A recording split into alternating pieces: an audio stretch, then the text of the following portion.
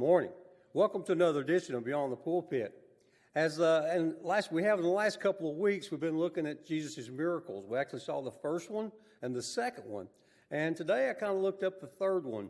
And it's in Luke 4:38 through 41.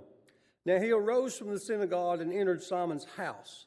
But Simon's wife's mother was sick with a high fever. And they made request of him concerning her. So he stood over her and rebuked the fever, and it left her. And immediately she rose and served them.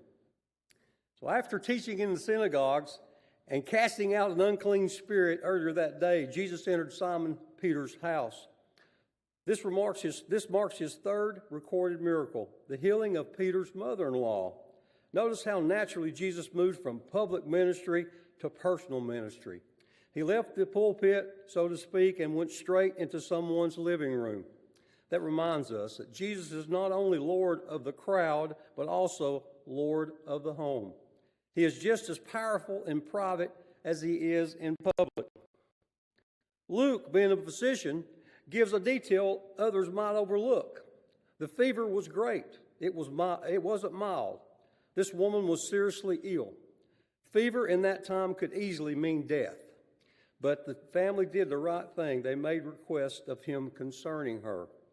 They didn't try to handle it on their own. They brought the problem to Jesus. When our families are sick, physically, emotionally, or spiritually, the first place to go is not the pharmacy or the phone, but the throne. Notice that Jesus rebuked the fever.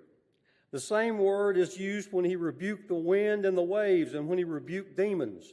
Why? Because sickness and suffering are part of a fallen world, enemies of the wholeness God intended. But when Jesus steps in, everything that's out of order must bow to his authority. No medicine, no ritual, just a word from the Master. The fever left her immediately. There's no delay when Jesus speaks healing. His power works perfectly, instantly, completely. She didn't even need recovery time. She didn't even need to rest. When Jesus healed her, she was up, made fully whole, and strong enough to start serving immediately. That's a picture of salvation. When Christ touches our lives, he doesn't just lift the fever of sin. He raises us to serve. A true mark of being touched by Jesus is a desire to serve him and others. The one who was flat on her back in the weakness became the one up on her feet in service. Grace that heals always leads to gratitude that serves. That evening, people from all over the city came to Peter's house. The miracle started with one woman's healing, turning into a community revival. When Jesus does something great or real in one home, word gets out. Others begin to come, seeking what only he can give. In closing, this third miracle reminds us that Jesus cares about our homes, our families, and our personal pain. He still visits the weary and still rebukes the fevers of life, fear, doubt, bitterness, addiction, and the list goes on. And when he touches us, it's never just for comfort. It's for commission. We rise to serve him. So today, whatever fever is burning in your life, bring it to Jesus.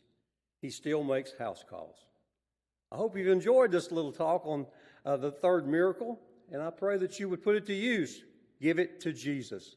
That's the theme for the day. Give it to Jesus. As always at Bloomingdale Baptist Church, we serve you and love you. We look forward to you being in our services. Have a great week.